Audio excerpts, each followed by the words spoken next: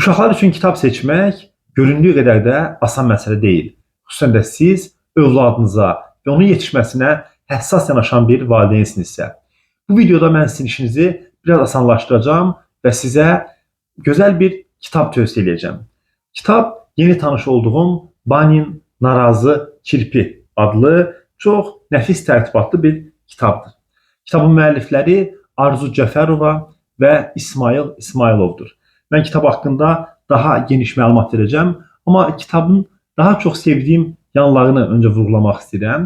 Bu kitabda uşaqlara həm qənaətcil olmaq, həm səliqəli olmaq, həm də eyni zamanda son illərdə böyüklərin dilində trend olan minimalizm, minimalist həyat tərzi sanki aşılanır. Amma bunların heç birisi birbaşa açıq sözlə yox, sətiraltı məna ilə ifadə olunur. Və mənim ən çox sevdiyim məqamlardan birisi də Baninin valideynlərinin övladlarına yanaşması oldu. Kitabla siz tanış olanda görəcəksiniz ki, kitabda Banin adlı bir uşaqdan danışılır. Onun evi çoxlu valideynlərə tanış olan bir mənzərəni özündə əks etdirir. Otaq çox dağınıqdır, çoxlu oyuncaqlar var. Hər evin oyuncaqlar tökülür.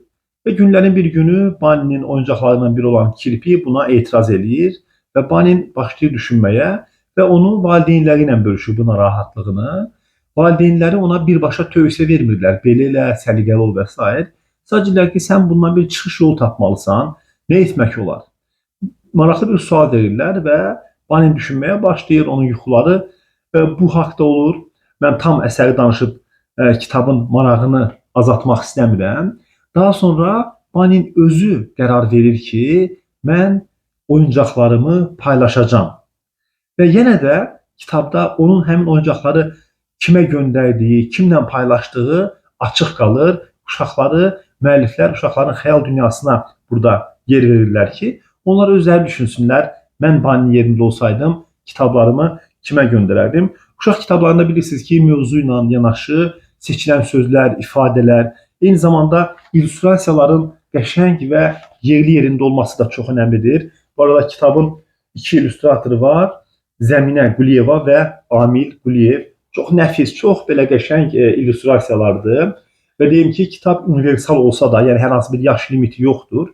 Bunu az yaş uşaqlar da sevəcəklər.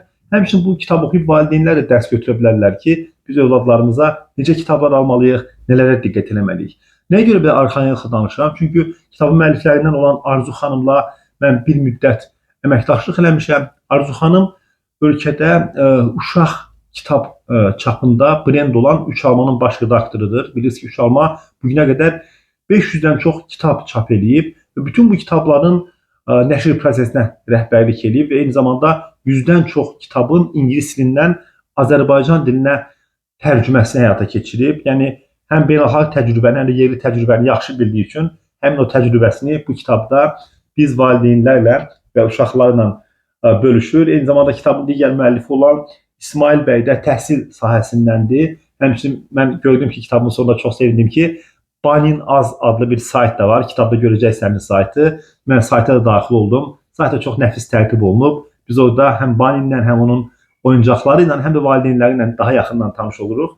Çox gözəl bir kitabdır. Kitabın qiyməti 11 manat 90 qəpikdir. Düşünürəm ki, ilk fürsətdə bu kitabı əldə etməyə çalışın.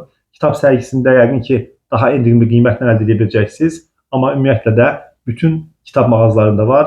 Kitabı əldə edin, övladınızla bu kitabı oxuyun. Əminəm ki, onlar da bu kitabı çox sevəcəklər.